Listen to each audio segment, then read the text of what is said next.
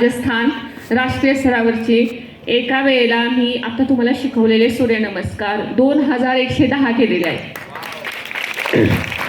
मला हे सूर्यनमस्कार करण्यासाठी 10 तास लागले.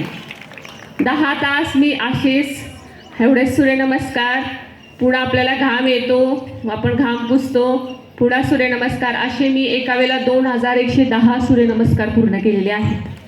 आणि सूर्यनमस्काराच्या बळावर, सूर्यनमस्काराच्या जोरावरती मी मार्चमध्ये माउंट एव्हरेस्ट शिखर सर करण्यासाठी निघाले. माउंट एव्हरेस्ट जगातलं सर्वोच्च शिखर.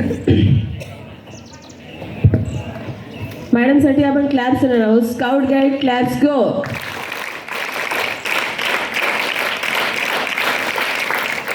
तुम्हाला मगाशी मॅडमने ओळख आपली करून दिली असेल. मॅडम जिल्हा परिषदमध्ये मुख्य लेखा व वित्त अधिकारी ह्या गट म्हणजे जे आपण क्लास 1 ऑफिसर आहेत त्या. आणि त्यांना ज्यावेळी आम्ही मेळाव्याबद्दल किंवा असं भेटायला जातो त्यावेळी त्या म्हटल्या होत्या की त्यांना आपल्या ह्या मुलांच्या ॲक्टिव्हिटीमध्ये आवड आहे आणि त्या आपल्या मेळाव्याला नक्की भेट देतील. कारण आम्ही असं ज्यावेळी अधिकाऱ्यांकडे जातो त्यावेळी ते म्हणतात ठीक आहे आम्ही येतो. परंतु आपण इतके मेळावे बघितले आहेत, खूप कमी अधिकारी आपल्याला भेट देतात. मॅडमची नंतर आम्ही इन्व्हिटेशन द्यायला गेल्यावरती सुद्धा म्हटलं मॅडम आम्ही येणार. मॅडम त्यांनी आपलं दिलेलं वचन जे होतं ते पूर्ण केलं. आल्या, कालच्या कार्यक्रमाला आल्या. तरीसुद्धा आज सकाळी आपल्यासाठी त्यांनी आपल्या मुलांना या सूर्यनमस्काराचं महत्त्व समजावं, जीवनामध्ये त्याचे फायदे समजावेत, मानसिक म्हणा आध्यात्मिक म्हणा याची किती गरज आहे आजच्या जीवनामध्ये.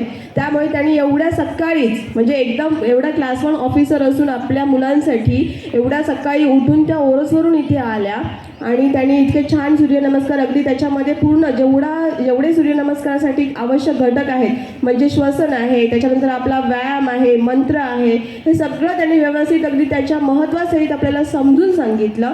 त्याबद्दल मी या आपल्या सिंधुदुर्ग स्काउट गाईड संस्थेमार्फत आणि आपल्या सर्व स्काउट गाईड विद्यार्थी, सगळे शिक्षक आणि आपल्या शिक्षण विभागातर्फे मॅडम मी तुमचे आभार मानते.